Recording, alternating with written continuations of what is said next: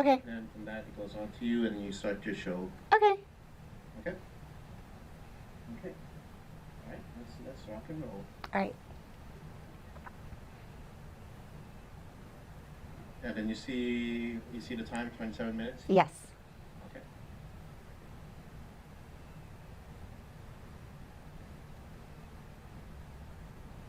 Okay, starting the countdown.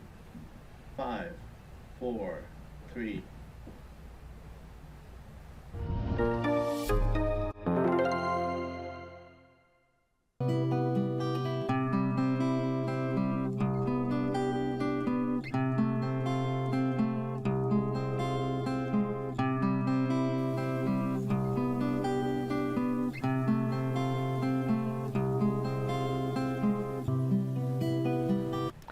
Aloha kākou, and welcome to this episode of Maunalua Past, Present, and Future.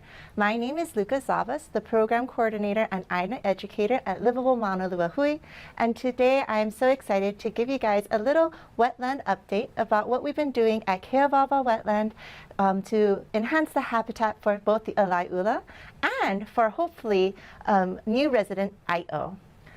So if we can go to the next photo, please. So this is a juvenile or a little ŌleloNet, and he's a little teenager, and as you can see, has brown on the black, gray in the middle, and these white racing stripes right underneath its tail. And they're not sporting right now the iconic red forehead. And I just want to show this little ŌleloNet because he's going to become very important in a story that I will share at the end of this episode. But this ŌleloNet is one of the birds that we are working to enhance the habitat for. So currently we do have 2 populations of ŌleloNet at Keawāwa Wetland, one on our Oahu Club side and one on our Hawaii side.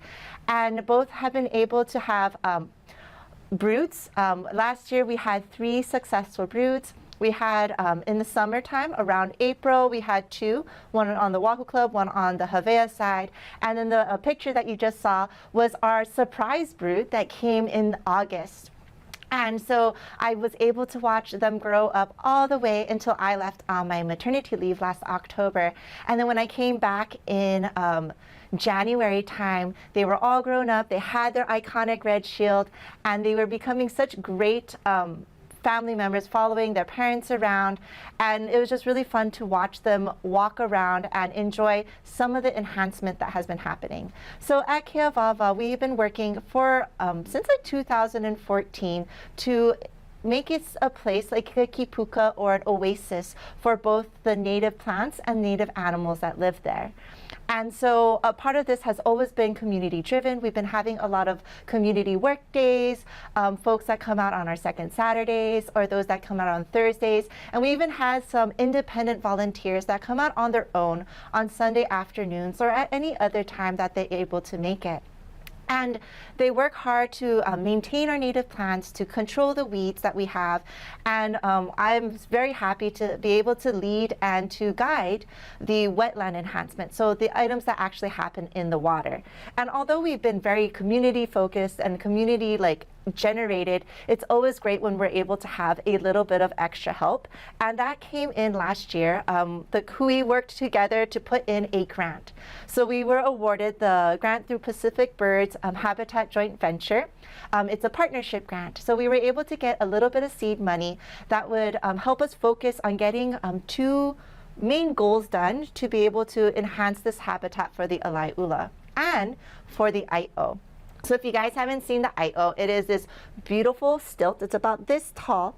It has a pink nose, long pink legs, and it's black and white on its underbelly. And it makes this really cool noise of like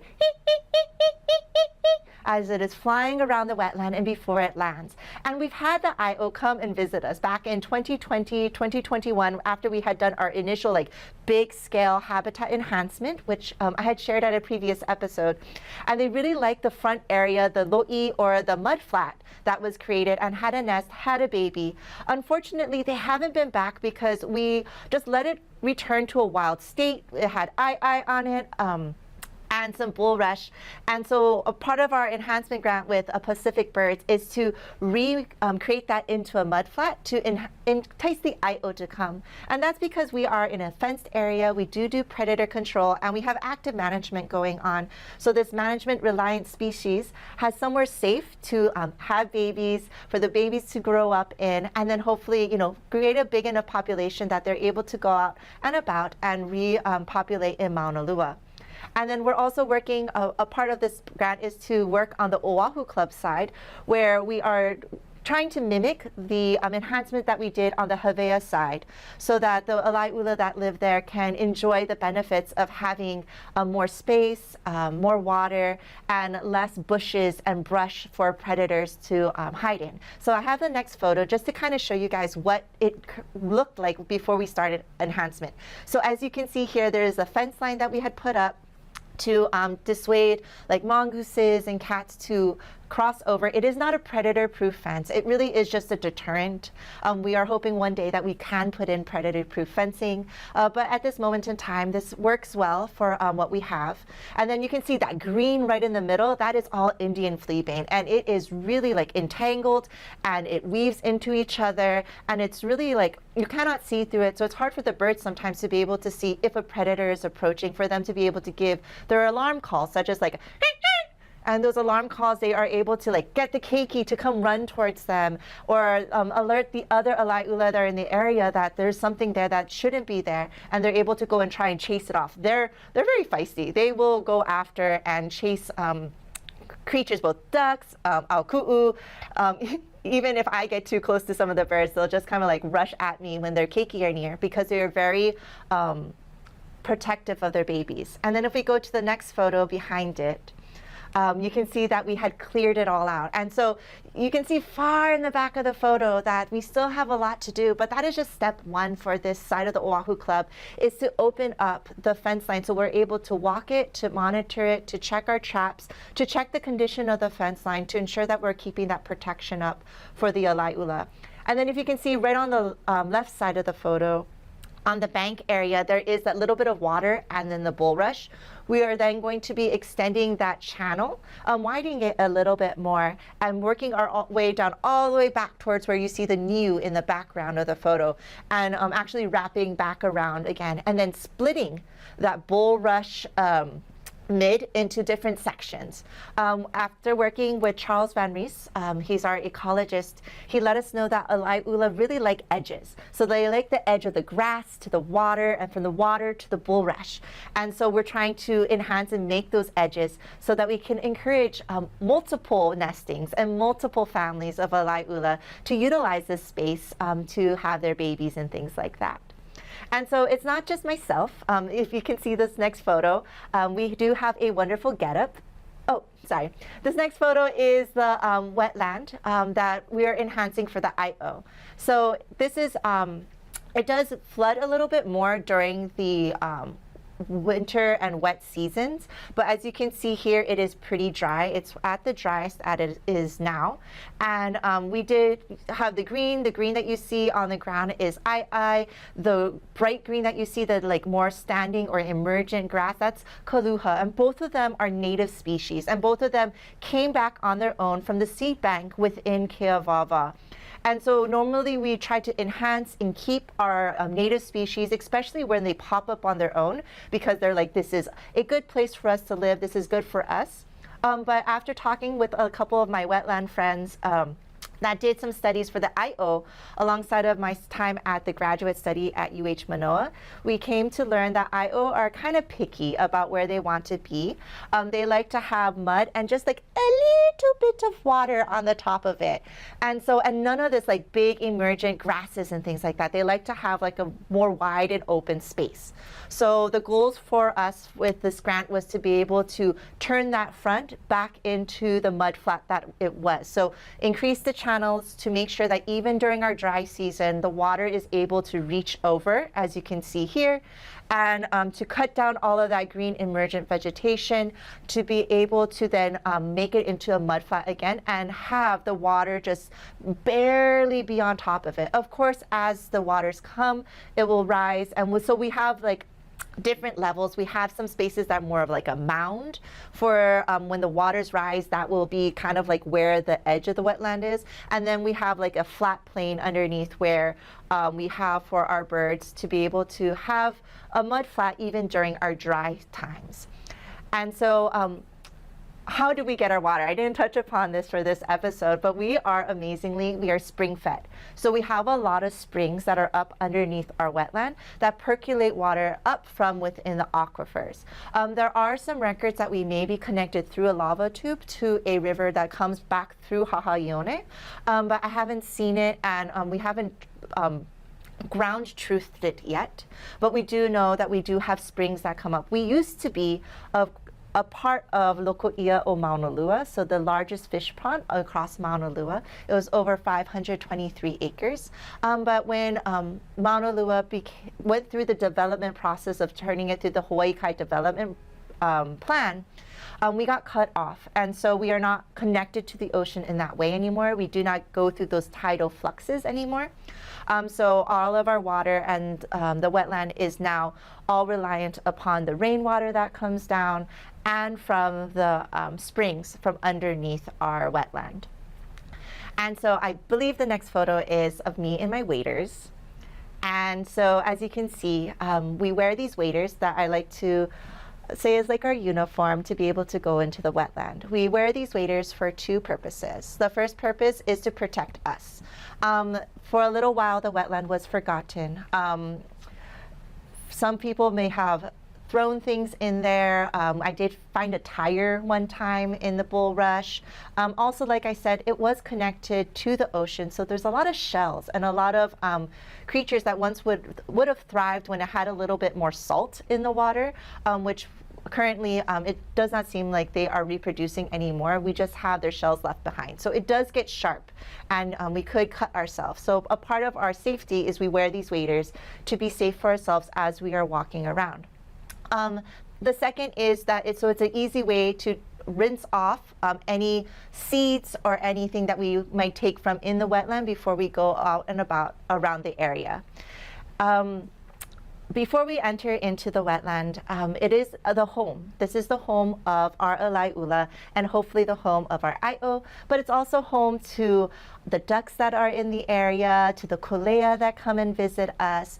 And so I always think about it as if I'm going to a friend's house and helping them move or helping them rearrange. So we always set our intentions before we go in of, this is what we're doing.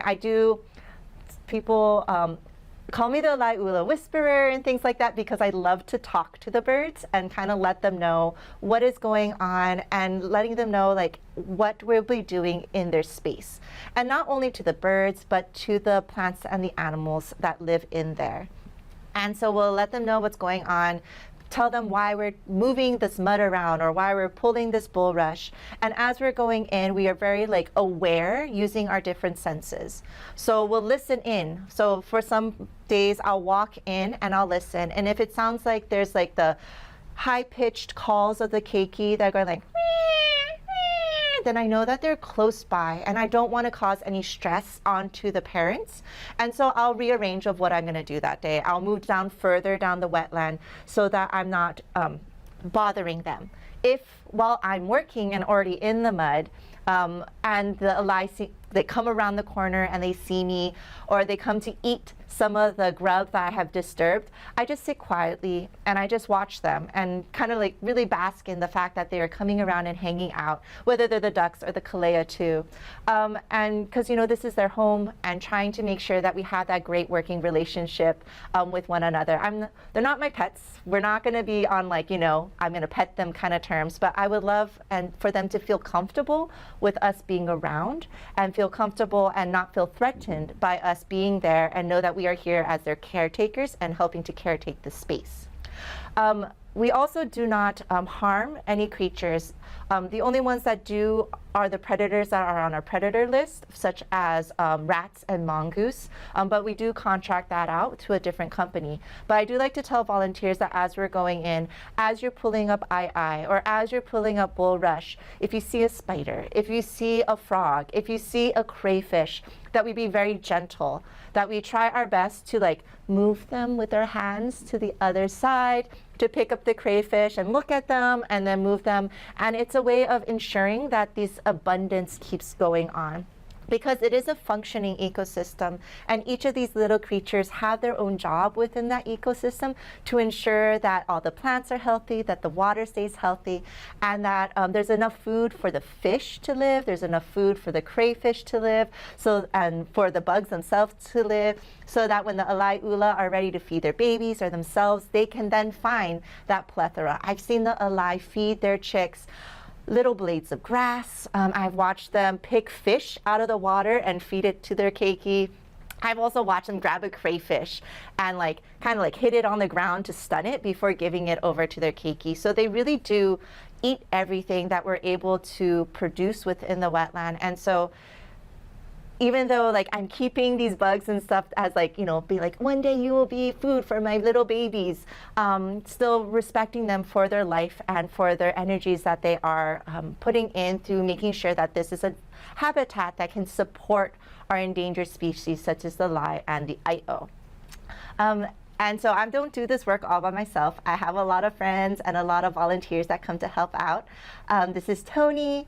As you can see, this is back when we had a little bit more water. She is cutting out the grass and trying to make that lower mud flat. And you can see right behind her is all the bulrush and the kaluha. So we're just trying to move that out. And in our next photo, we have Cassidy and Oli.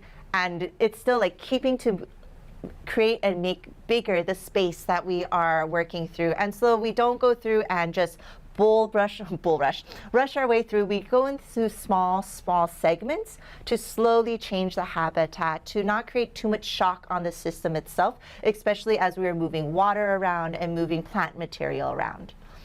Our next photo. We have Corey here, and this is at our lowest. So where Corey is standing is where Cassidy in the last photo was, and there was water almost up to where the edge of Corey's waders were. So this was at our this is currently at our lowest levels of water, and we are just working to reconnect the wetland to the other side to ensure that water comes through. And building up those various mounds of mud space for them that can attract the Ai'o. We're hoping that this will be all ready for them again when they enter into their breeding season next year. But to start enticing them to, when they fly over to land, to check it out, to start feeding here and to start welcoming Keawāwa as their home. We can go to the next photo. And this is Cassidy working very hard to open up this channel here. And to be able to connect it to our other side. And this channel also works as a way, as a deterrent for mongoose and other predators, that they don't see it as a way to just run right across from the dry road into the bulrush, but that there is this watered space that is a moat that uses as a protection so that it's harder for them to get across, that they're like, oh, never mind, I don't want to go that way. And it just adds another layer of protection for the birds on top of everything else that we were doing to decrease the predator load here at Keawāwa. Next photo, please.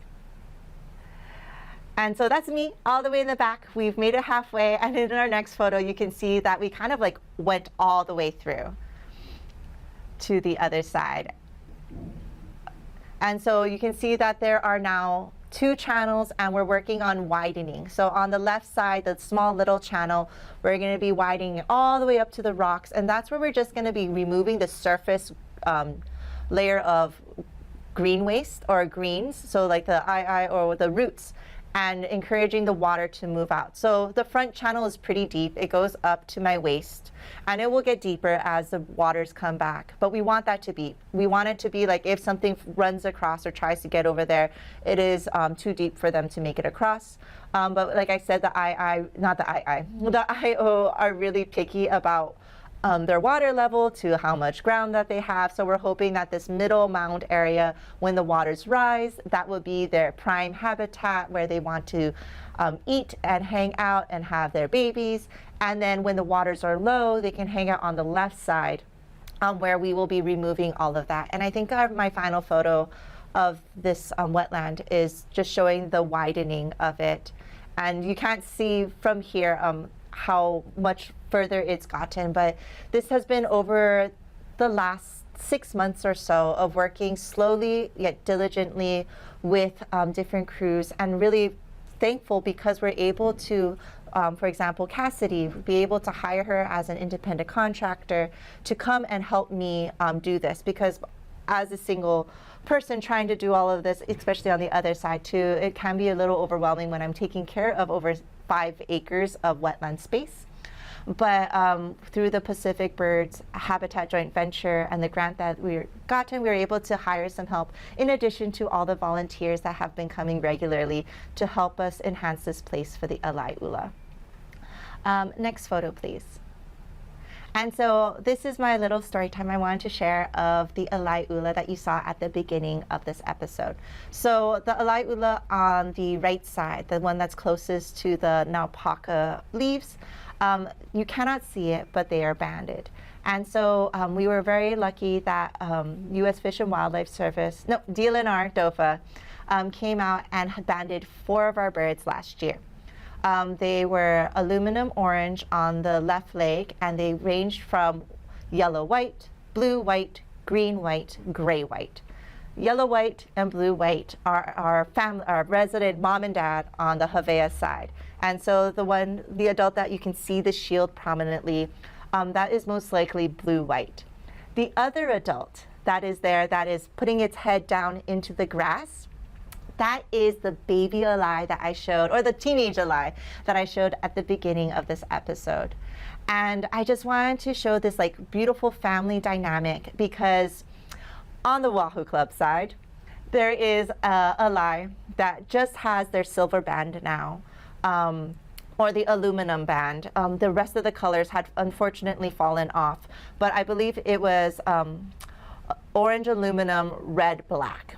And so he had been quite the prolific father for a while, but he moved over to the other side and mated with our unbanded female on the Oahu Club side.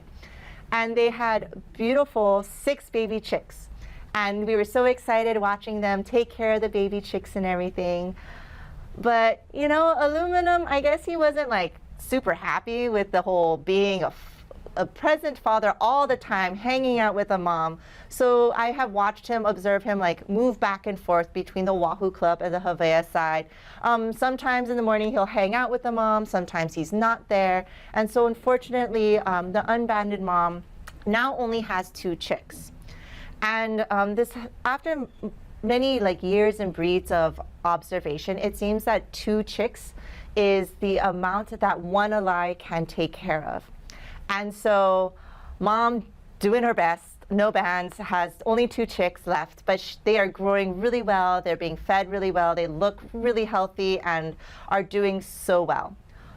On the contrast, on our Havea side, we have yellow-white, blue-white, and the unbanded child from last year.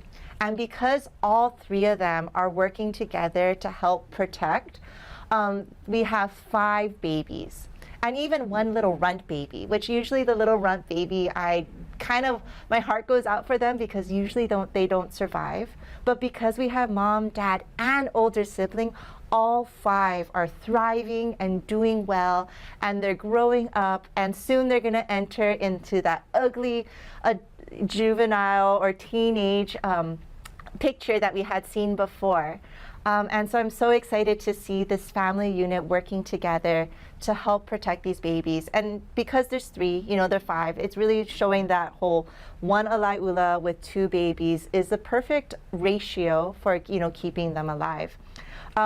We also wanted to put a little kahea out.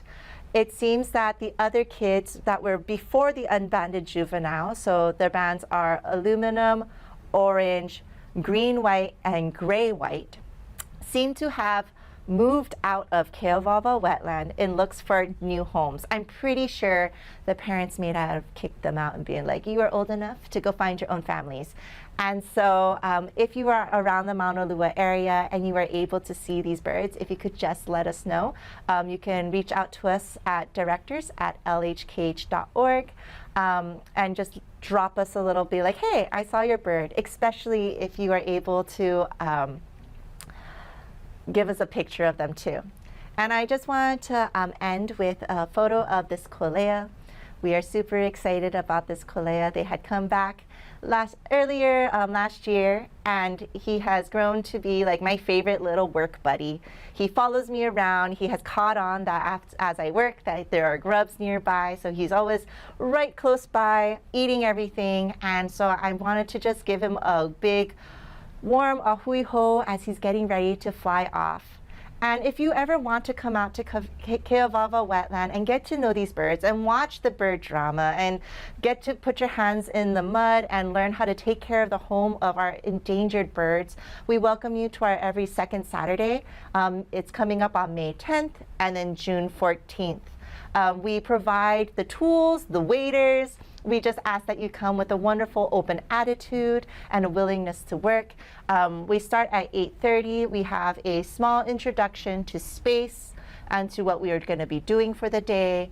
And then we work with our wonderful leads to go into the water to do the habitat enhancement for the birds, or we will go up to Mauka to help take care of the keiki dry forest that we have there that is working as our seed bank. I just really wanted to say thank you so much to everybody that has been coming out to Keawāwa Wetland over the many, many years, over the past 10 years or so.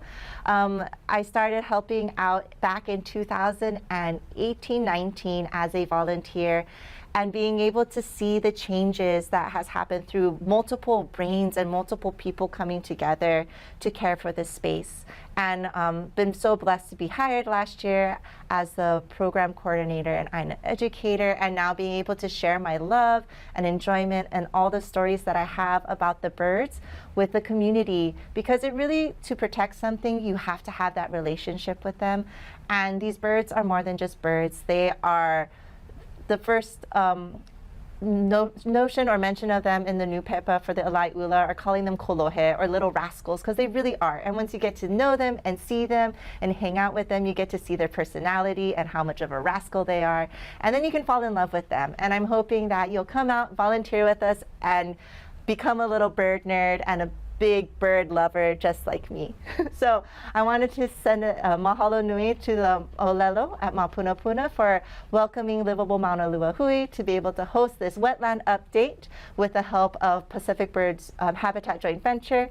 And you can check us out again on our website, lhkh.org, for upcoming volunteer opportunities. And I hope you all have a wonderful day, and I'll see you next time. Ahui ho.